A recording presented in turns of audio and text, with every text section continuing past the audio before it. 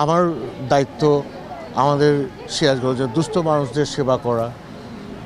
যারা রিচ তারা তো এমনি আসে চিকিৎসা করে নিয়ে যায়, কিন্তু আমি দেখি যে এই দেশের মানুষ, সিরাজগঞ্জের মানুষ কতটা অসহায় যে চিকিৎসা করতেও ভয় পায়।